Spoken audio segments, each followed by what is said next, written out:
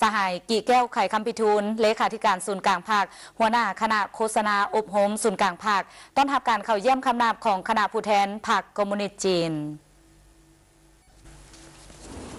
非常感谢刘志勇同志刚姐。ในตอนบ่ายวันที่21 กุมภาพันธ์ 2017 ที่สำนักงานคณะโฆษณาอบรมศูนย์กลางภาคสหายกี่แก้วไข่คำพิทูลเลขาธิการศูนย์กลางภาคหัวหน้าคณะอบรมศูนย์กลางภาคได้ต้อนรับการเข้าเยี่ยมคำนับของสหายหลี่จื้อยงห้องหัวหน้าผู้ประจำการ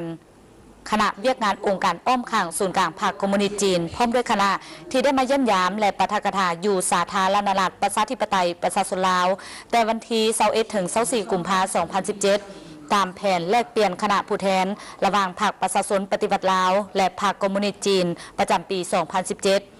สหายกี่แก้วไข่คำพิทูลได้แสดงความสมเสยต่อการมาเยี่ยมยามและปาฐกถาอยู่ลาวของคณะในครั้งนี้ซึ่งเป็นการประกอบส่วนอันสำคัญเข้าในการเพิ่มทวีสายพัวพันธ์มิตรภาพอันเป็นมูลเสื้อและการหัวมือแบบคู่ห่วมยุทธศาสตร์รอบด้านบั่นคงยาวนานระหว่างสองภาคสองรัฐและประชาชนสองชาติลาวจีนให้น้ำมือแตกดอกออกผลยิ่งขึ้น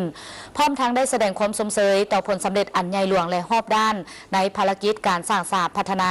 ที่ภาครัฐและประชาชนจีนอ้ายน้องญาติมาได้ตลอดระยะที่ผ่านมาภายใต้การนำพาอันถูกต้องและสละสงสัยของพรรคคอมมิวนิสต์จีน